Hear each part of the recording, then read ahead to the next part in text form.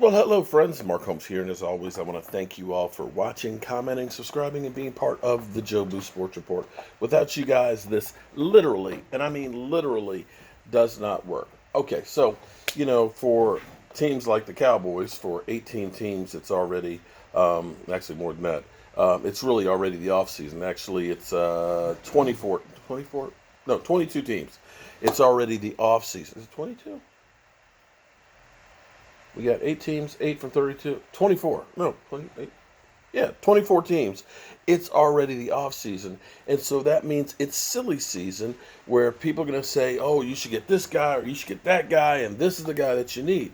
And so yesterday I saw an article, and I got so busy with Kellen Moore and the whole thing where the Eagles wanted to talk to him, and Urban Meyer being hired by the Jags, and then dealing with Philly 500 and the cop pizzle and the rack and everything else, that I just didn't have time to get to this video. So one of the guys that they had in an article in Bleacher Report, they said the Cowboys should revisit Jadeveon Clowney. I was kind of like, what?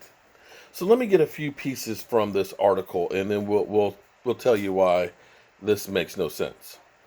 The Dallas Cowboys did not have a good year. Well, that makes sense. Starting out as Super Bowl expectations, ending in the bottom half of the NFC East was not a good look. However, there's reason for optimism for things to turn around. Okay. In a year where teams are going to be struggling with the salary cap, there may not be a clear answer. However, something needs to be done to make Dallas competitive for next year. Ranking in the bottom half of the NFL in sack percentage, the Cowboys need to find players that will have the ability to get to the quarterback. Well, that's the case with everybody. A high risk, high reward. So wait a minute. High risk, high reward? You want a low risk, high reward. But anyway, that's what they put in here. High risk, high reward type of player might be Jadeveon Clowney. And I know I mispronounced his name, but get over it, okay? You know who I'm talking about. The former star defensive end spent this year playing on a one-year deal with the Tennessee Titans. Having struggled throughout most of the year, ending a season with an injury and subsequent surgery did not hurt the Titans as expected. Hitting free agency off a poor year and injury will do anything will raise Clowney's value.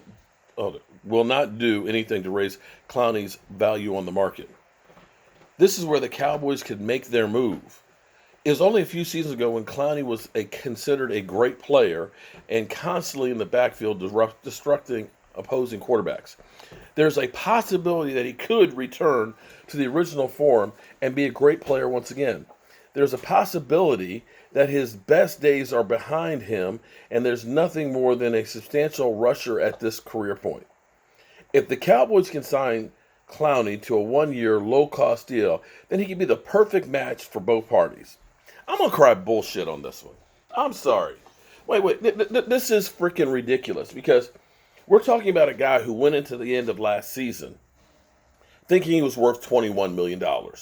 After, and let me pull up the statistics so that way I'm not lying to you, okay?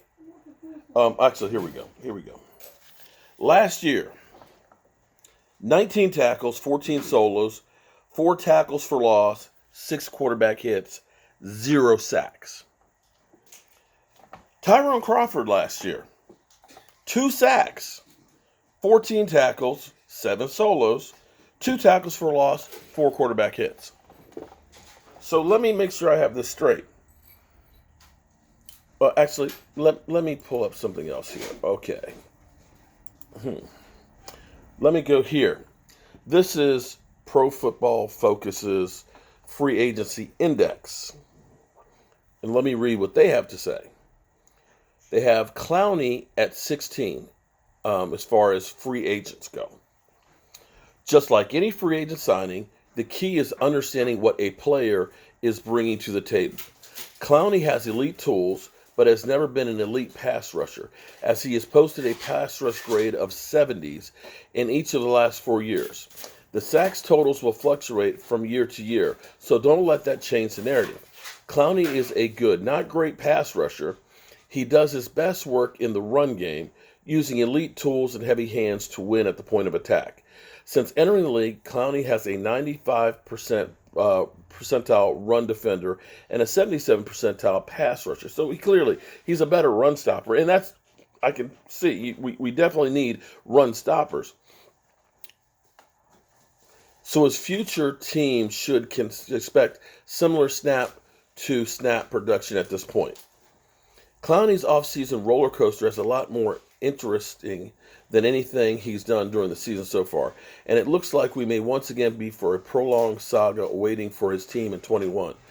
There's probably a decent chance that once again a wild chasm exists between what Clowney thinks he's worth and what an NFL team thinks he's worth.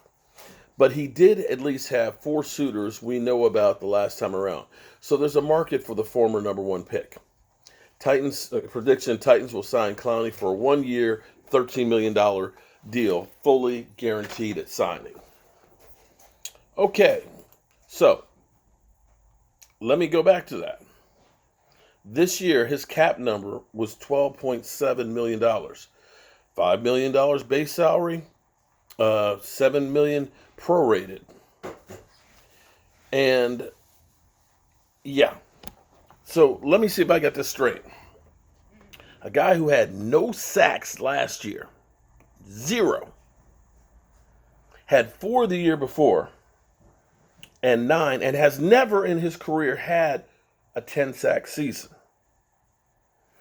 You go through and you say, well, the Cowboys need sack. That's what the article said, that they're in the lower tier of sacks. And I get that. Some of that changed. There's a couple of reasons why they're on the lower end of it. First, the first half of the season when we had Dontari Poe and Emerson Griffin and things, it actually got better as the season went on.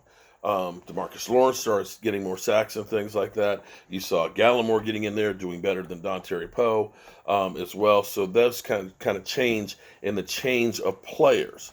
The second thing is teams didn't really pass on us that much because they could run the football. You understand? Teams knew they could run the football. So when teams run the football more, you don't get as many sacks because you're not getting as many opportunities. So their premise is spend $13 million when they say you don't have cap money because of Dak to fix it. A better solution to me would seem to be re-sign Aldon Smith. Because Aldon Smith, let's think about this now. Aldon Smith had 50 quarterback pressures. Only one of 20 players in the NFL to have 50 or more pressures on the quarterback. A guy that you have experience with now who likes you because you took a chance on him. If you're going to spend $12 or $13 million, why would you go back to a guy who hasn't done anything the last 2 seasons? And this is where, here's the problem. In people's minds, you think, oh, Jadeveon Clooney, he's a great pass rusher. You don't look at what he did with the Titans last year. Did most of you know he was with the Titans last year? You don't think about how he was released by Seattle after they traded for him, right? They traded for him and said, nah, we don't need this guy. We're better off without him.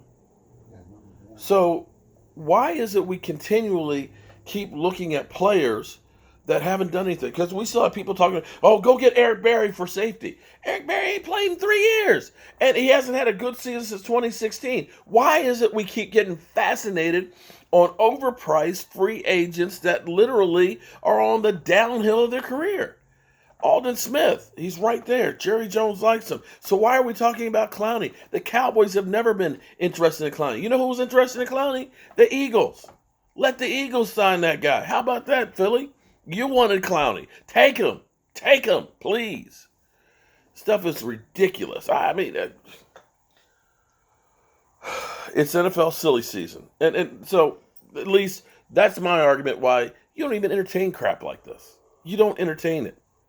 $13 million for a guy that didn't get a sack last year? Give me a fat baby break. Don't forget to tune in tonight, 9 o'clock Eastern, so we can be talking about what else? The Dallas Cowboys. We got a lot to talk about because it's silly season. Peace.